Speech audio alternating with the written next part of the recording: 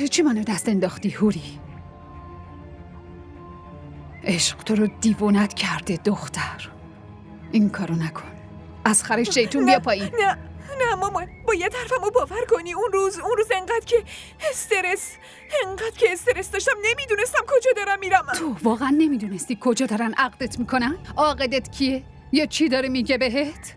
تو کدوم گوری اومده بودی؟ مامان حرفمو باور بس هوری. اگه اون پسره دهاتی بی سواد پشت کوهی اینو میگفت باور میکردم، ولی تو اینو نگو. تو یه دختر زرنگ و تحصیل کرده ای که داری این حرفا رو میزنی نمیتونم باور کنم. اصلا من هیچی. مطمئن باش هیچ کس دیگه هم این حرفای احمقانه رو باور نمیکنه. ولی شما باید باور کنی چون حقیقت اینه. اون موقع فقط داشتم به شما و بابا فکر میکردم. راست میگم پس مامان. برای همین اومدی عقد کردی؟